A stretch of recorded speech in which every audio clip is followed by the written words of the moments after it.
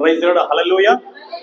ఈరోజు వర్తమానం ప్రభువైన యేసుక్రీస్తు ఈ లోకానికి ఎందుకు వచ్చాడు? ప్రపంచమంతా ఆయన పుట్టుక దినాల్లో ఉన్నాయి.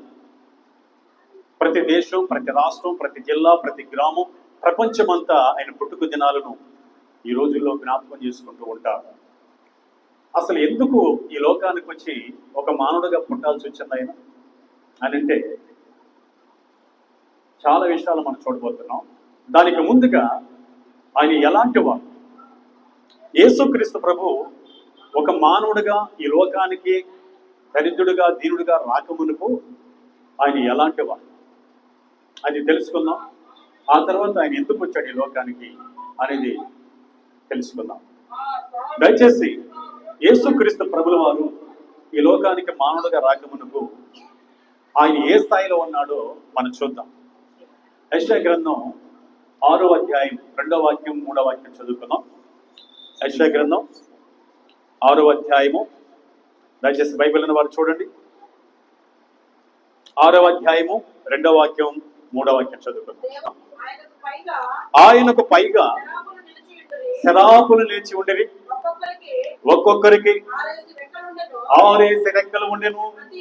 ప్రతివాడు 2 రెక్కలతో తగ ముఖమును రెంటితో తన కాళ్ళను కప్పుకొనుచు 2తో వెగురుచుండెను. వారు ఆ దూతలు సైన్యములకు అధిపతికి యెహోవా పరిశుద్ధుడు పరిశుద్ధుడు పరిశుద్ధుడు అంటూ సర్వలోకము ఆయన మహిమతో నిండి ఉన్నదని గొప్ప స్వరముతో గాన ప్రతిగానములు చేయుచుండిరి. దేవుని స్తోత్రం, హల్లెలూయా, ప్రైజ్ ది లార్డ్. ఈ విధంగా మహాదూతలు, శరాపులు అనగా మహాదూతలు అని ఫుట్నోట్ రాయబడి ఉంటది. మహాదూతల చేత ఏమండి, మహాదూతలకి 6 రెక్కలు ఉన్నాయి. 2 రెక్కలతో ఏమండి తన కాళ్ళను కప్పుకుంటూ, 2 రెక్కలతో ఎగురుతూ, 2 రెక్కలతో ముఖమును కప్పుకుంటూ సైన్యములకు అధిపతికి యెహోవా పరిశుద్ధుడు పరిశుద్ధుడు పరిశుద్ధుడని గాన ప్రతి గానముల చేత కొనియాడబడుతున్నారు మన ప్రభువైన యేసుక్రీస్తు. హల్లెలూయా. ఇంత స్థాయిలో ఉన్న ఆయన ఈ భూలోకానికి ఒక మానవుడిగా ఎందుకు వచ్చాడు అనేది మనం వినబోతున్నాం. అంతమాత్రమే కాదు, పౌలు గారు కూడా చెప్తాడు, ఆయన గొప్ప స్థాయిని చెప్తాడు. మన ప్రభువైన యేసుక్రీస్తు గొప్ప స్థాయిని చెప్తాడు. ఫిలిప్పీయులకు రాసిన పత్రిక 2వ అధ్యాయము, దయచేసి మనం చూసినట్లయితే 6వ వాక్యాన్ని మనం చదువుకుందాం. ఫిలిప్పీయులకు రాసిన పత్రిక 2వ అధ్యాయము 6వ వాక్యాన్ని మనం చదువుకుందాం. ఆయన అనగా మన ప్రభువైన యేసుక్రీస్తు దేవుని స్వరూపము గలవాడై ఉండి దేవునితో సమానముగా ఉండుట భాగ్యమని ఎంచుకొనక విడిచిపెట్టకూడని భాగ్యమని ఎంచుకొనలేదు గాని మనుషుల పోలికగా పుట్టి దాసుని స్వరూపము ధరించుకొని తను తాను రిక్తునిగా చేసుకొనెను. హల్లెలూయా. మన ప్రభువైన యేసుక్రీస్తు దేవునితో సమానుడై ఆయనే దేవుడై ఉండి మన కోసం తను తానుగా రిక్తునిగా చేసుకున్నాడు. ఎంత గొప్పవాడు చూడండి. చాలా మంది అనుకుంటారు యేసనగా ఆయన ఒక ప్రవక్త అనుకుంటున్నారు, యేసనగా పరాయి వాళ్ళ దేవుడు అనుకుంటున్నారు. సర్వ మానవాళికి ఏమండి ఆరాధ దైవం అనే సంగతి వాళ్ళు ఎరగలేకపోతున్నారు. ఇంకా గమనిస్తే ఆయన గొప్పతనాన్ని మనం చూస్తే ఆయన మహాదూతల చేత అనగా శరూపుల చేత 24 పెద్దల చేత దూతల చేత నిత్యము వర్తమాన భూత భవిష్యత్తు కాలంలో పరిశుద్ధుడు పరిశుద్ధుడు పరిశుద్ధుడని పొగిడించబడమే కాకుండా ఆయన స్వరాన్ని మనం చూసినట్లయితే, ఆయన స్వరూపాన్ని చూసినట్లయితే ఎంత భయంకరంగా ఉంటుందో ఒకసారి చదువుకుందాం. ప్రకటన గ్రంథం 1వ అధ్యాయం 14వ వాక్యం 15వ వాక్యం చదువుకుందాం. చూడండి ఎంత గొప్ప స్థాయిలో ఉన్న ఆయన మన కొరకు ఎందుకు దిగి వచ్చాడో చూద్దాం. ఆయన తల వెంట్రుకలను తెల్లని ఉనిని పోలినవై ఏమంతా ధవలముగా ఉండెను. ఆయన నేత్రములు అగ్ని జ్వాలల వలె ఉండెను. ఆయన పాదములు కొలిములో పుటమేయబడి మెరేచున్న అపరంజితో సమానమై ఉండెను. దేవుని స్తోత్రం. కంటిన్యూ. ఆయన కంఠస్వరము విస్తార జల ప్రవాహము ధ్వనివలే ఉండెను. హల్లెలూయా. ఇంత గొప్ప దయగల తండ్రి, భయంకరుడైన తండ్రి నీ కొరకు ఒక మానవుడిగా ఎందుకు వచ్చాడు? ఆయన నేత్రములు అగ్ని జ్వాలలాగా ఉన్నాయి.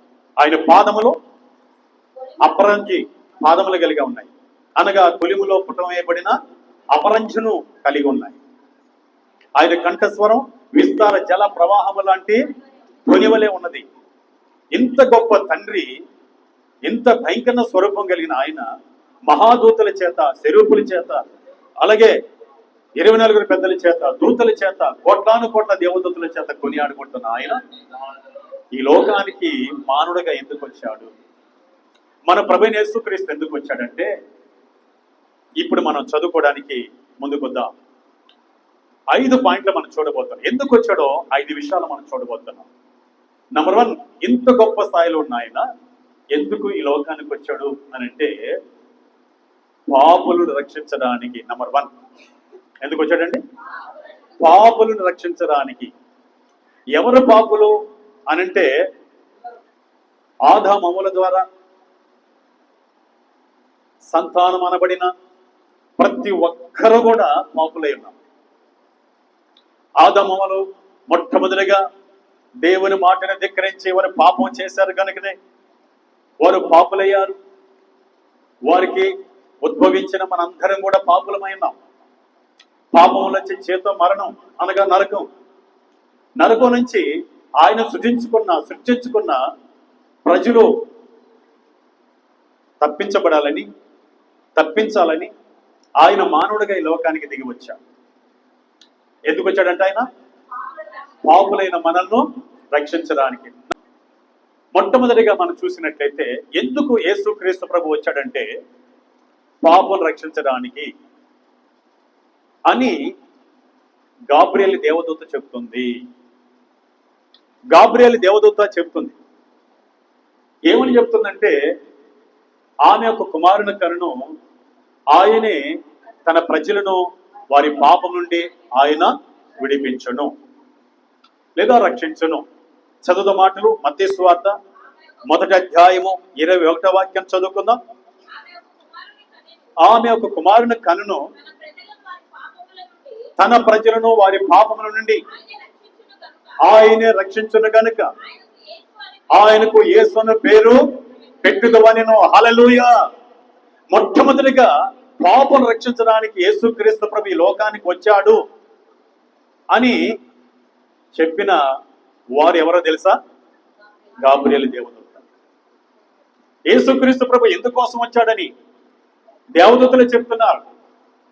మతం మార్చడానికి కాదు, పాపాలు కడగడానికి వచ్చాడు, పాపులను రక్షించడానికి వచ్చాడు, పాపులు నీతిమంతులుగా చేయడానికి వచ్చాడు, పాపులను పరిశుద్ధులుగా చేయడానికి వచ్చాడు, పాపులను పరలోకం చేర్చడానికి వచ్చాడు ఆయన అని ఎవరు చెప్తున్నారు?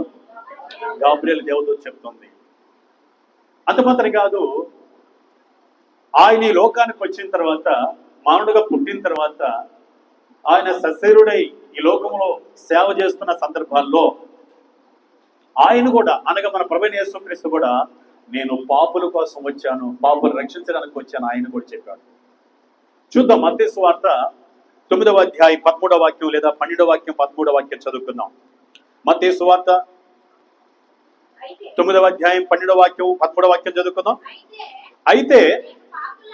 అయితే నేను పాపులను పిలువచ్చుదను గాని నీతిమంతులను పిలువ రాలేదు. దేవుని స్తోత్రం. దేవదూత ఏం చెప్పాడండి? పాపను రక్షించడానికి యేసుక్రీస్తు ప్రభు ఉద్భవించాడు అని చెప్పాడు.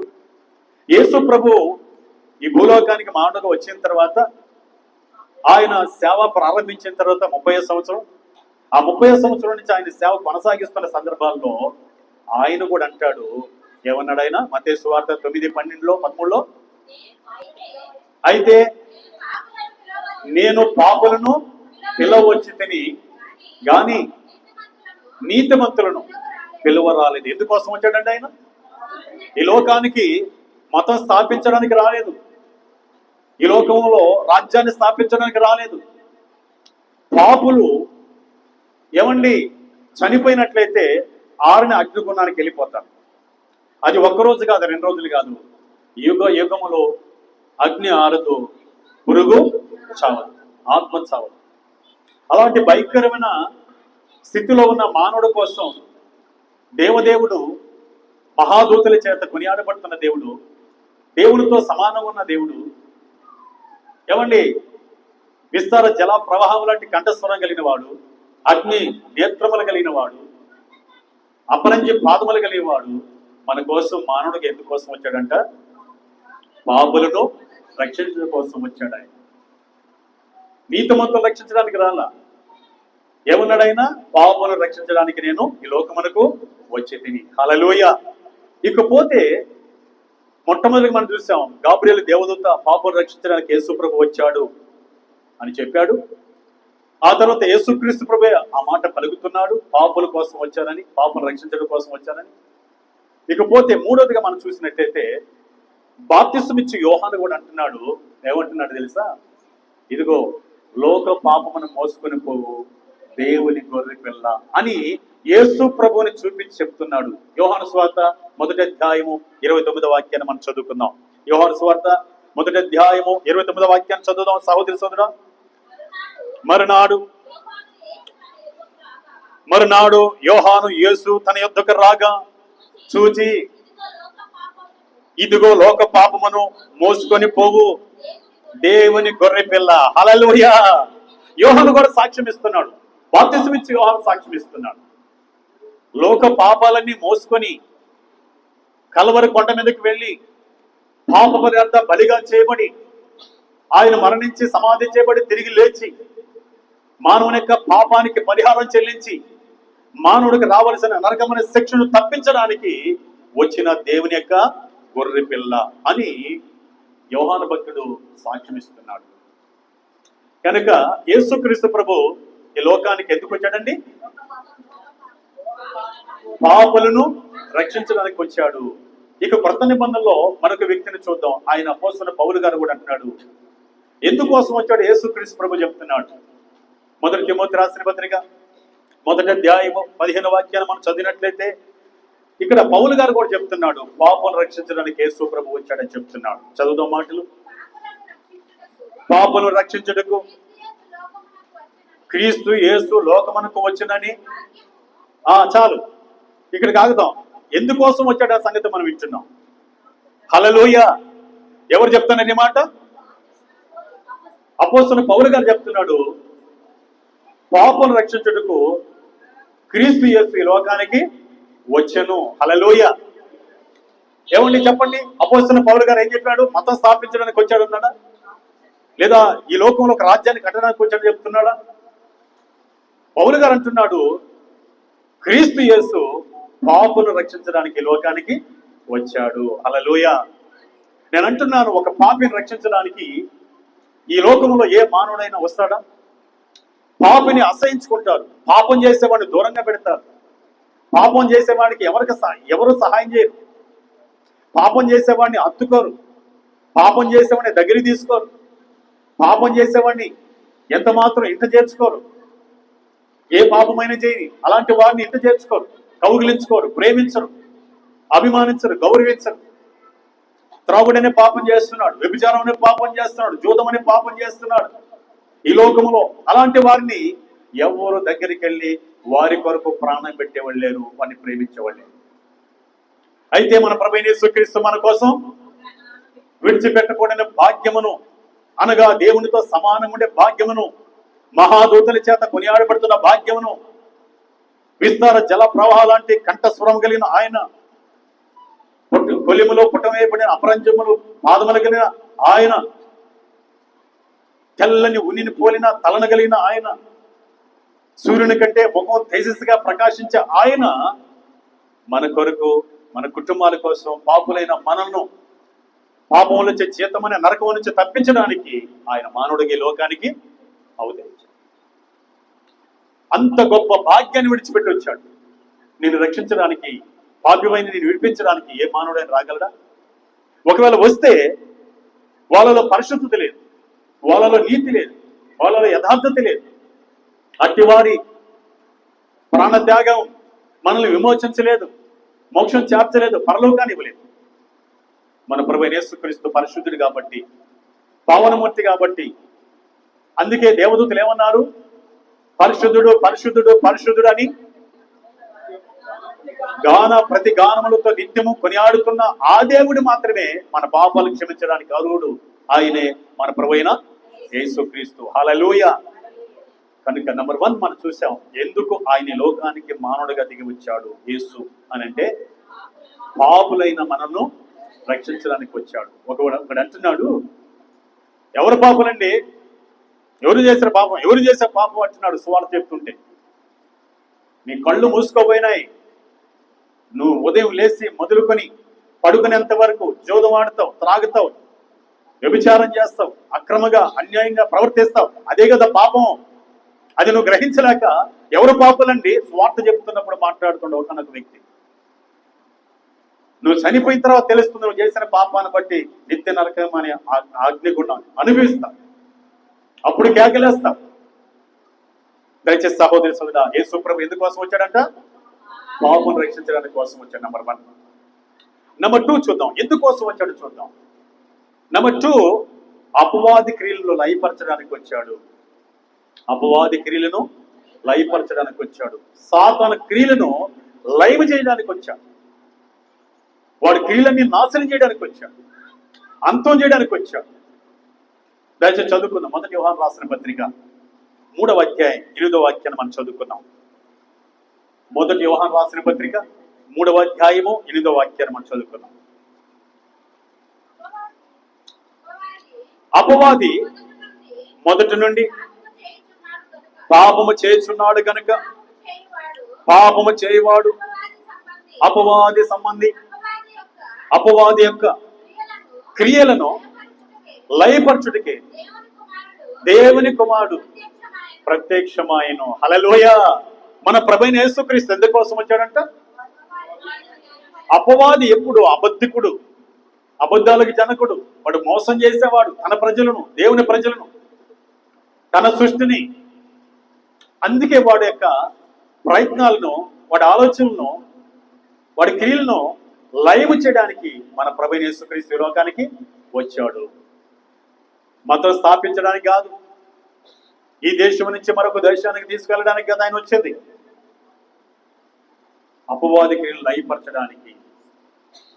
నా ప్రియ సహోదరి సోదరా, అపవాది దేవాతి దేవుడు ఆదామును సృజించుకొని ఏదోన తోట ఇచ్చి, ఏదోన తోటలో సాయంత్రం పూట చల్లపూట వారితో మాట్లాడుతూ సంభాషిస్తూ చాలా చక్కగా కొనసాగుతున్న దినాలలో ఒకనొక రోజు అపవాది ఆదాముకిచ్చిన భాగస్వామైనటువంటి హవ్వ దగ్గరకు వచ్చి మోసం చేశాడు, పాపం చేయించాడు.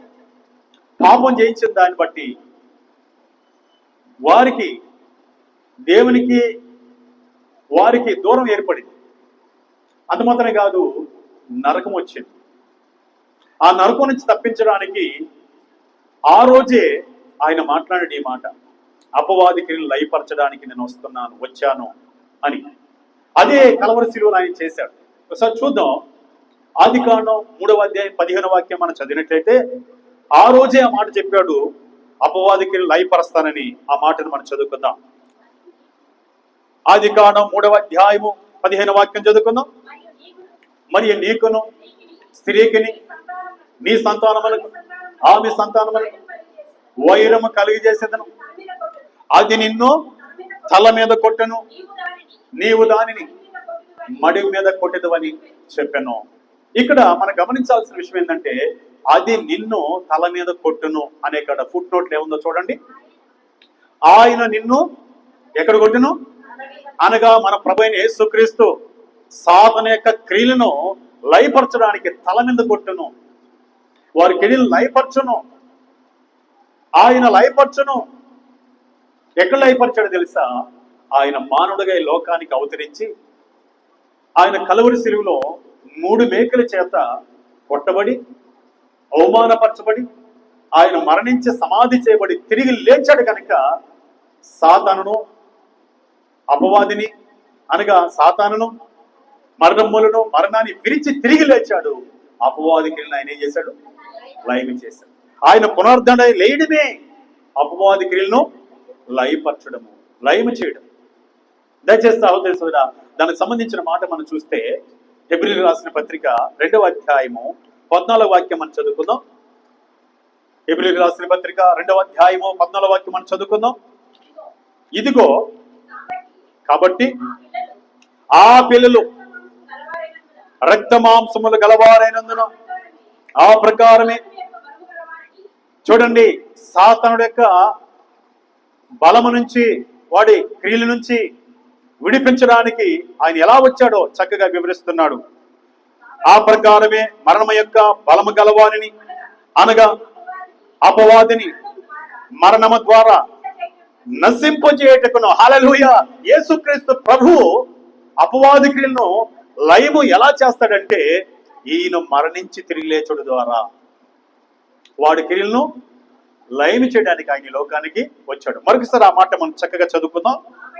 మరొకసారి కాబట్టి ఆ పిల్లలు అనగా దేవుని పిల్లలైన మనము రక్త మాంసములు గలవారైనందున ఆ ప్రకారమే మరణము యొక్క బలము గలవానిని అనగా అపవాదిని మరణము ద్వారా నశింపు చేయుటకును.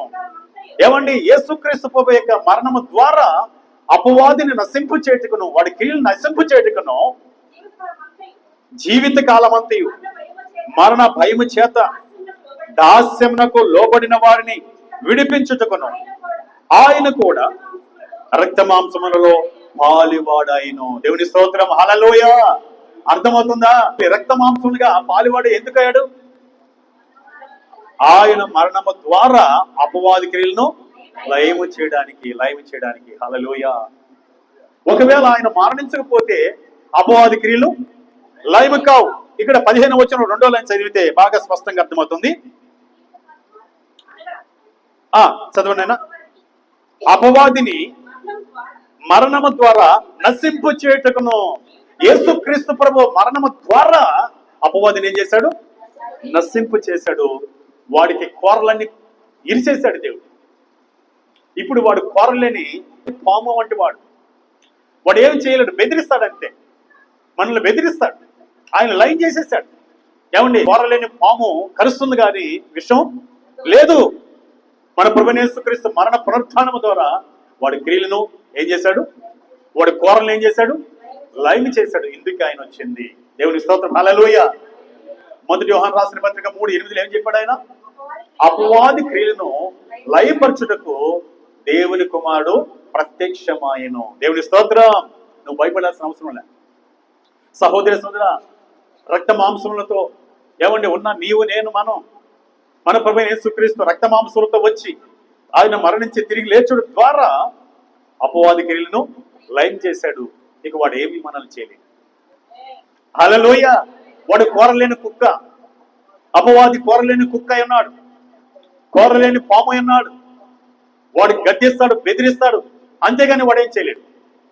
ఎందుకంటే ఆ మరణ భయము భీతి నుంచి మన ప్రభువైన యేసుక్రీస్తు మరణము ద్వారా మనల్ని రక్షించాడు, కాపాడినాడు. హల్లెలూయా! కనుక ఎందుకు ఆయన వచ్చాడంటే అపవాది క్రియలను లయం చేయడానికి వచ్చాడు.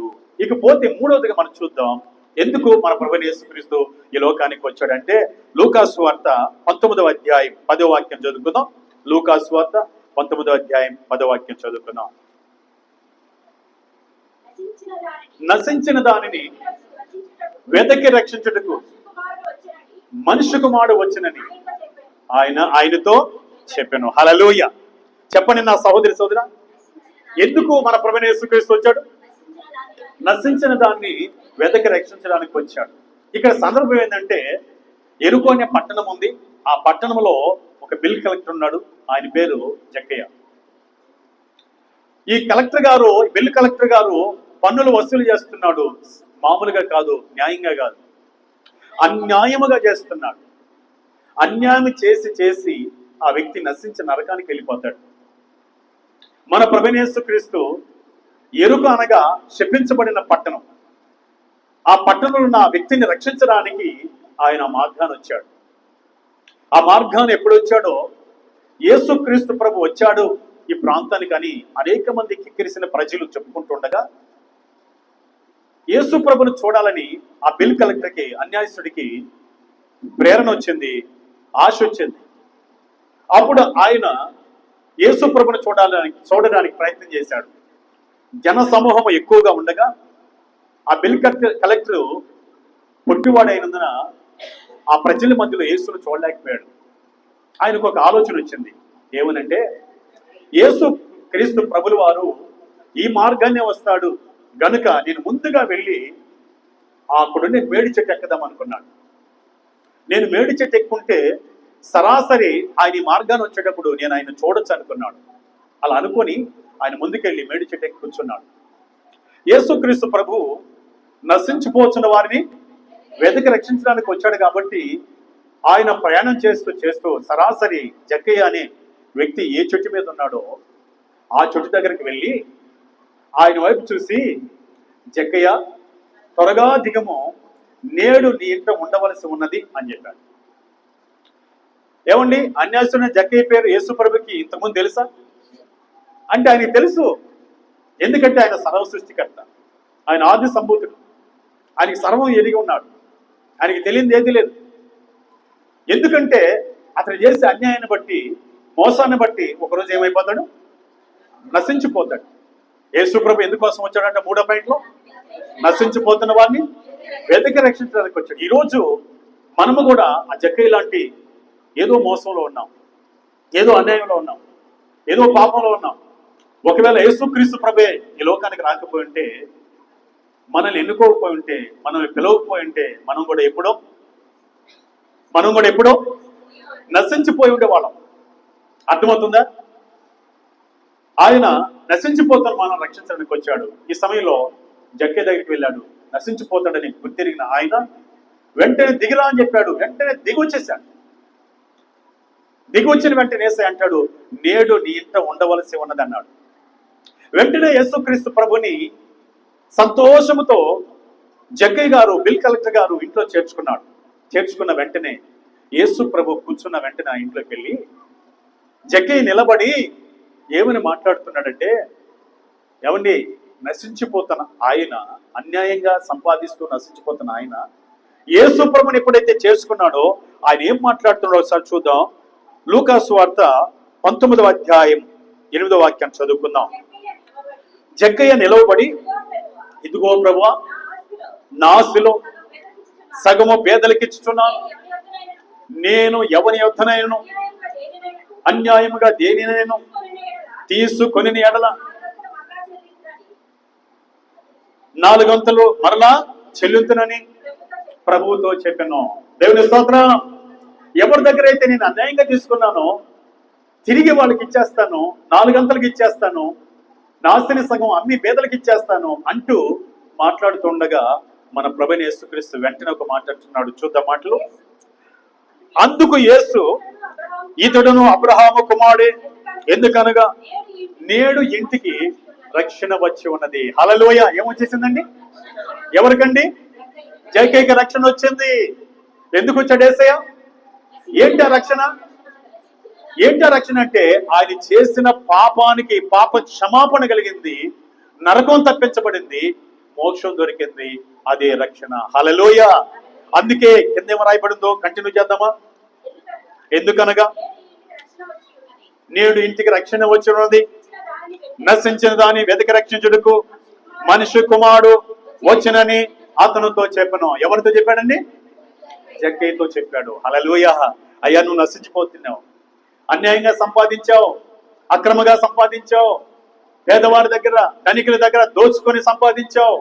నీవు గాని మరణించి ఉంటే నువ్వు నశించి నరకానికి వెళ్ళిపోయి ఉండేవాడు. కనుక నేను వచ్చింది నశించిపోతున్న నీ జీవితాన్ని రక్షించడానికి వచ్చాను. కనుక నేను రాబట్టి, నువ్వు ఇంట్లో చేర్చుకోబట్టే నన్ను నీ పాపములన్నీ ఒప్పుకున్నావు, విడిచిపెట్టావు, ఇప్పుడు రక్షించబడ్డావు.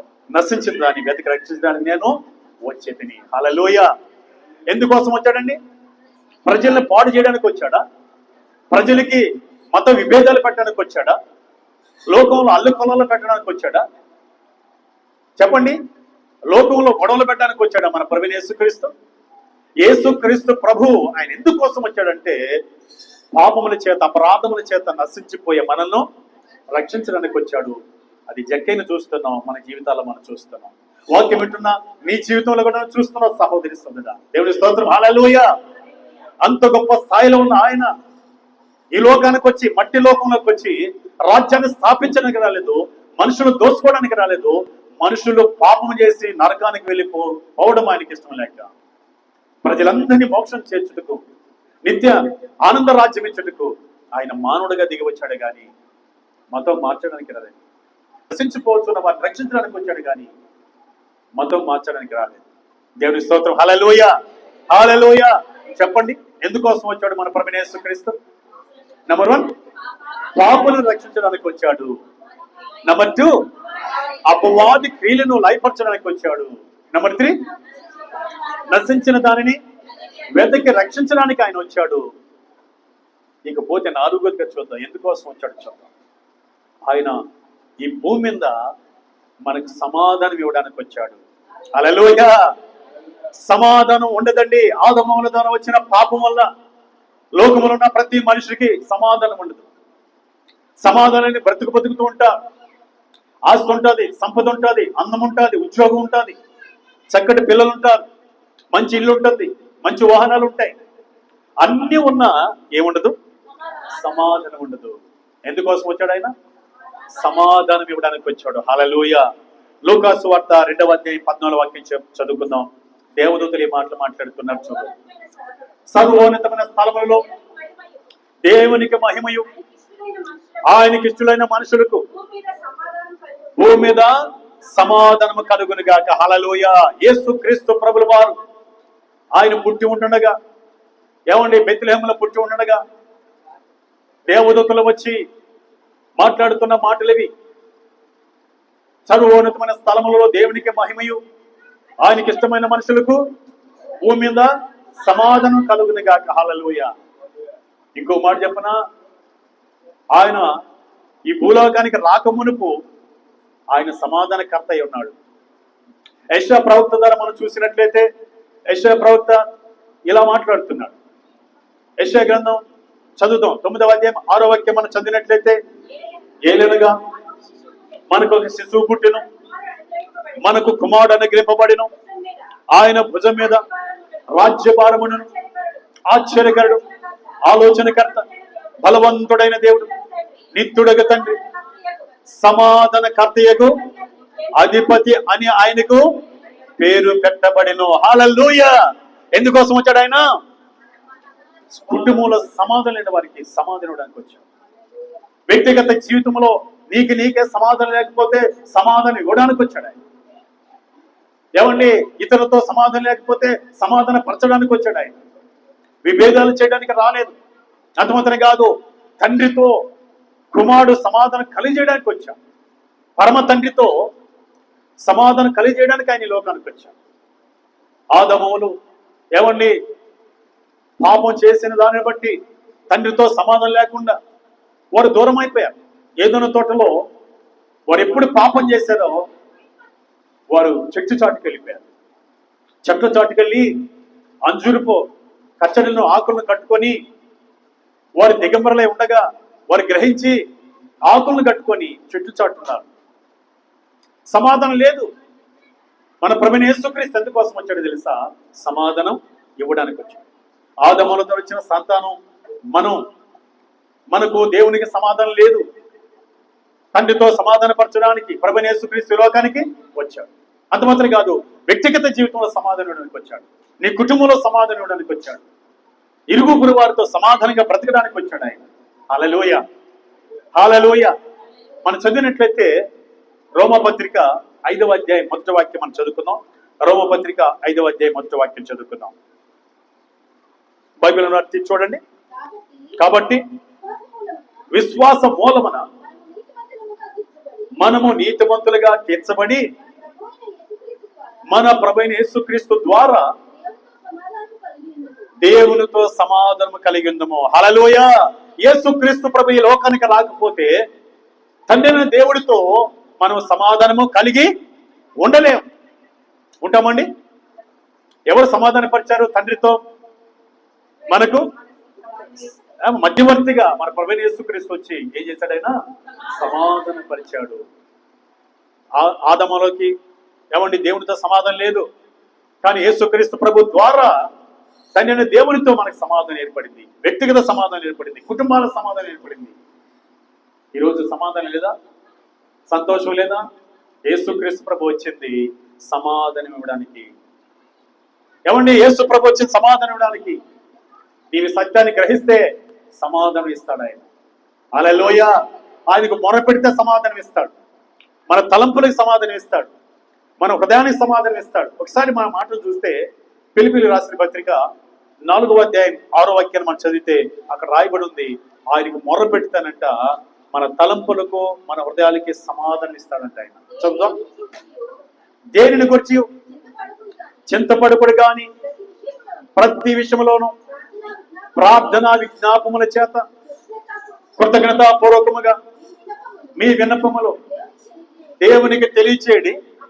అప్పుడు సమస్త జ్ఞానము మించిన దేవుని సమాధానం, చూడండి ఎవరి వలన? యేసుక్రీస్తు వలన. చూడండి, దేవుని సమాధానం మన హృదయములకును మన తలంపులకును కావలి ఉండును. హల్లెలూయా. ఎవరి ద్వారా దేవుని సమాధానం దొరకదు మనకు? యేసుక్రీస్తు ప్రభు ద్వారా. తండ్రి దేవునితో ఎవరి ద్వారా సమాధానం దొరికింది? యేసుక్రీస్తు ద్వారా. వ్యక్తిగతంగా సమాధానం దొరికిందంటే యేసు ప్రభు ద్వారా. కుటుంబాల్లో సమాధానం దొరికిందంటే యేసుక్రీస్తు ప్రభు ద్వారా. ఈరోజు సహోదరి సోదర, ఎందుకొరకు ప్రభు వచ్చాడంట? సమాధానం ఇవ్వడానికి వచ్చాడు ఆయన. హల్లెలూయా. విభేదాలు కలిగేయడానికి రాలేదు, మత కల్లోలు పెట్టడానికి రాలేదు. యేసుక్రీస్తు ప్రభుని విశ్వాసం ఉంచి చూడు. అలా మాట్లాడే వాళ్ళారా, యేసుక్రీస్తు అనేది విశ్వాసం ఉంచి చూడు. నీ హృదయంలో, నీ గృహంలో ఇతరులతో ఎంత సమాధానం ఉంటుందో. ఆయన సమాధానానికి అధిపతి అయి ఉన్నాడు, కర్త అయి ఉన్నాడు, కానీ సమాధాన కర్త అయి ఉన్నాడు ఆయన. హల్లెలూయా. సమాధానం ఇవ్వడానికి వచ్చాడు ఆయన. ఇంకా చూస్తే కొలసీలకు రాసిన పత్రిక 1వ అధ్యాయం 19వ వాక్యం 20వ వాక్యాన్ని మనం చదువుకుందాం. కొలసీలకు రాసిన పత్రిక, ఆయన యందు సర్వ సంపూర్ణత నివసింపవలెననియు ఆయన సిలువ రక్తము చేత సంధి చేసి ఆయన ద్వారా సమస్తం అనగా ప్రభువైన యేసుక్రీస్తు ద్వారా సమస్తమును అవి భూలోకమందున్నను పరలోకమందున్నవైనను వాటినన్నిటిని ఆయన ద్వారా అనగా తండ్రితో సమాధాన పరచుకొనవలనని తండ్రికి అభిష్టమాయను. హల్లెలూయా. భూలోకమందు గాని పరలోకమందు గాని తండ్రితో సమాధాన పరచుకోవడానికి ప్రభువైన యేసుక్రీస్తును మనకు ప్రత్యక్షపరచను, లేదా పంపిణీ లోకానికి. హల్లెలూయా. ఎందుకోసం వచ్చాడండి ఆయన? సమాధానం ఇవ్వడానికి వచ్చాడు. సమాధానం సూపర్ మార్కెట్లో దొరకదు. ఏమంటే సమాధానం బిగ్ బజార్లో దొరకదు. సమాధానం అధికారులతో దొరకదు. సమాధానం ఏ మంత్రి కాడ దొరకదు. నిన్ను సృజించిన, నిన్ను కలిగజేసిన, నీకు రూపాన్ని ఇచ్చిన దేవుడైన ప్రభువైన యేసుక్రీస్తు లోకానికి వచ్చాడు కాబట్టి ఆయన విశ్వాసం వచ్చినప్పుడు ఆయన సమాధానం మనకిస్తాడు. ఆయన సమాధానం ఇవ్వడానికి వచ్చాడు. సమాధాన కర్త ఉన్నాడు ఆయన. సహోదరి సోదర, దయచేసి యేసుక్రీస్తు ప్రభు సమాధానం ఇవ్వడానికి వచ్చాడు, కానీ విభేదాలు చేయడానికి రాదు. ఇక పోతే 5వదిగా మనం చూద్దాం, ఆయన ఎందుకు కొరకు వచ్చాడు. దేవుని స్తోత్రం. హల్లెలూయా. ఎందుకోసం వచ్చాడు ఆయన ఈ లోకానికి అనేది మనం చూసినట్లయితే దయచేసి చివరిగా మనం చూద్దాం. 5వదిగా ఎందుకొరకు యేసు ఈ లోకానికి వచ్చాడు. మత్తయి సువార్త 1వ అధ్యాయం 22వ వాక్యాన్ని 23వ వాక్యాన్ని చదువుకుందాం. ఇదిగో కన్యక గర్భవతి కుమారుని కనును, ఆయనకు ఇమ్మానుయేలు పేరు పెట్టుదురు అని ప్రభు తన ప్రవక్త ద్వారా పలికిన మాట నెరవేరినట్లు ఇదంతయో జరిగెను. ఇమ్మానుయేలు పేరునకు భాషాంతరము దేవుడు మనకు తోడై ఉన్నాడని అర్థము. హల్లెలూయా. ఇమ్మానుయేలు అని పేరు పెట్టారు యేసు ప్రభుకి. ఇమ్మానుయేలు అనే పేరేంటి అంటే దాని అర్థం ఏంటి తెలుసా? భాషాంతరము దేవుడు మనకు తోడై ఉండను. ఎందుకోసం వచ్చాడు ఆయన? మనకు తోడుగా ఉండడానికి వచ్చాడు ఆయన. హల్లెలూయా. నాకెవరు దేవుడు లేరు, ఎవరు నీడగా లేరు అని అనుకుంటున్నావా సహోదరి సోదరా? ప్రభువైన యేసుక్రీస్తు ఎందుకోసం వచ్చాడంట? మనకు తోడుగా ఉండడానికి. కొన్ని సందర్భాల్లో మనం చూస్తూ ఉంటాం, అందరూ మనతో ఉంటారు, అందరు తోడై ఉంటారు, భర్త తోడై ఉంటారు, భార్య తోడై ఉంటుంది, పిల్లలు తోడై ఉంటారు. ఒకనొక దినానికి అందరూ దూరం అయిపోతారు. అందరు ఉన్నప్పుడు తోడై ఉంటాడు ఆయన. అందరూ దూరమైన మనం ఒంటరిగా ఉన్నా ఆయన మనకు తోడై ఉండడానికి వచ్చాడు. హల్లెలూయా. ఆయన పేరు ఏం పేరు? ఇమ్మానుయేలు దేవుడు. హల్లెలూయా. ఏ పేరు ఆయన పేరు? ఇమ్మానుయేలు దేవుడు. హల్లెలూయా. ఆయన మనకు తోడుగా ఉండడానికి వచ్చాడు. ఆయన మనకు తోడు ఉంటే చాలండి. ఆయన మనకు తోడుంటే చాలు. ఐగుప్తు దేశంలో యోసేపు ఒంటరిగా ఉన్నప్పుడు తోడై ఉన్నాడు. దానియేలు సింహాల బోన్లో ఉన్నప్పుడు దేవుడు తోడై ఉన్నాడు. ఏమండి, శత్రుకు మేషకు అగ్నిగోయులు అగ్నిగుణములకు వెళ్ళినప్పుడు దేవుడు తోడై ఉన్నాడు. ఆయన తోడుగా ఉంటే చాలు, మన జీవితాలు ధన్యకరంగా మారుతాయి. ఎందుకోసం వచ్చాడు ఆయన? మనకు తోడై ఉండడానికి వచ్చాడు. అంత మాత్రం కాదు, యేసుక్రీస్తు ప్రభు ఆయన భూలోకానికి వచ్చి 33 సంవత్సరం జీవించి ఆయన మన కొరకు మరణించి సమాధి చేయబడి 3వ దినాన తిరిగి లేచి 40 రోజులు అందరికీ తను కనపరుచుకొని 50వ రోజు అనగా పెంతెకొస్తు రోజు ఆయన ఆరోహణమై వెళ్ళిపోయాడు. వెళ్ళిపోయే ముందు ఆయన చెప్పిన మాట ఏంటో తెలుసా? ఏమన్నాడంటే, నేను మీతో సదాకాలము తోడై ఉంటానన్నాడు. హల్లెలూయా. ఏమన్నాడు ఆయన? నేను సదాకాలం ఉంటాను. తోడుగా ఉండడమే కాదు, సదాకాలం ఉంటానన్నాడు. మత్తయి సువార్త 28వ అధ్యాయం, దయచేసి మనం చూసినట్లయితే 20వ వాక్యాన్ని మనం చదువుకుందాం. మత్తయి సువార్త 28వ అధ్యాయము 20వ వాక్యం చదువుకుందాం. నేను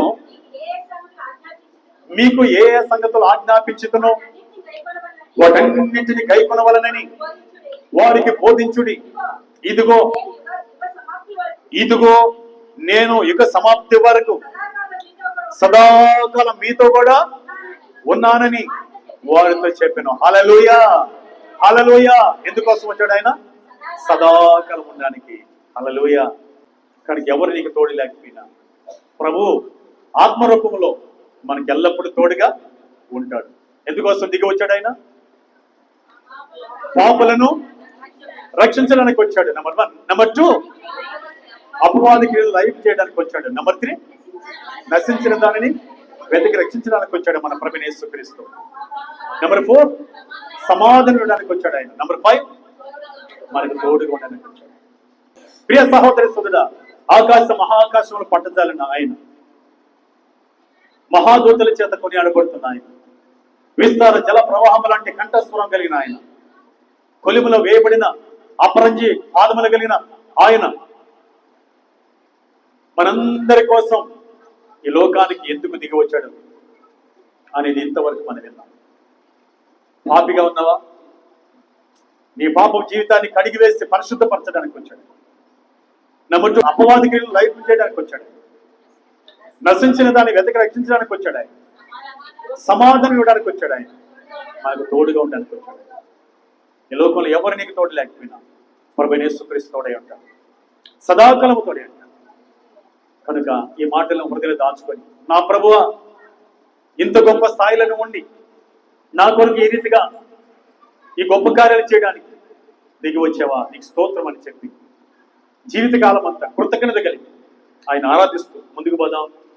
దేవుని కృప సమృద్ధిగా ప్రభు రాకడ వరకు మనం చూద్దాం. అనేకులు దేవునికరంగా మనం మారుదాం. ఇటు కృప పరిశుద్ధాత్మీయుడు మన జీవితాల్లో ఆయన దయచేసి దీవించునుగాక. ఆమేన్. God bless you. హల్లెలూయా. ప్రార్థన చేసుకుందాం. కృపగల మా తండ్రి, నీకు వందనాలు నాయనా. నీ మహాప్రేమ చేత తండ్రి గడిచిన కాలం అంతట్లో కృపాక్షేమాలు మాకిచ్చి మీ సజీవమైన రెక్కల కింద మమ్మల్ని భద్రపరిచి మా ప్రయాణంలో తోడుగా ఉండి కృపాక్షేమం ఇచ్చి నీ సన్నిధిని మాకిచ్చి ప్రభువా, ఈ లోకానికి మహాకాశం పట్టజలని నీవు మహాదూతల చేత, కెరూబుల చేత, 24 పెద్దల చేత, కోటాను కోట్ల దేవదూతల చేత పరిశుద్ధుడు పరిశుద్ధుడు పరిశుద్ధుడని గాన ప్రతి గానముల చేత కొనియాబడుతున్న నీవు ఎందుకు మానవుడిగా దిగి వచ్చావు అనే సత్యం నీ పరిశుద్ధ గ్రంథంలో వచ్చి మాకు బయలుపరిచావు. మతం మార్చడానికి రాలేదని, విభేదాలు పెట్టడానికి రాలేదని, ఈ లోకంలో రాజ్యాన్ని స్థాపించడానికి రాలేదని, నీ రాజ్యం పరసంబంధమైందని, ప్రభువా నీ రాజ్యము యుగ యుగములో నిలిచేదే ఉన్నదని మాతో మాట్లాడుతూ మా మేలు కోరుకున్న దేవానికి స్తోత్రాలయ్యా. ఈ రోజు నుంచి విన్న వాక్యాన్ని బట్టి నాయన మా జీవితాలలో ఈ మాటలు తలపోసుకుంటూ వినే ప్రతి ఒక్కరు ప్రభువా ఆత్మీయంగా ఎదుగుతూ, శారీరకంగా బలం పొందుతూ, ఆత్మీయంగా బలం పొందుతూ, అనేకులకు దీవెనకరంగా, వ్యక్తిగత జీవితానికి దీవెనకరంగా మేమందరూ ఉండినట్లుగా నీ కృప మా అందరికీ తోడై మీరే మమ్మల్ని బలపరిచి దీవించమని, మీరు అక్కడి వరకు మమ్మల్ని స్థిరపరిచి ఆయుధపరచమని, వచ్చిన బిడ్డలందరూ కూడా జ్ఞాపకం చేసుకొని నీ కృప ఆశీర్వాదం నింపమని, సమస్త మహిమ ఘనత మీకు చెల్లించుకుని యేసుక్రీస్తు నామములో స్తుతించి ప్రార్థన చేసి వేడుకొని పొందుకుంటున్నాము తండ్రి. ఆమేన్. హల్లెలూయా. God bless you.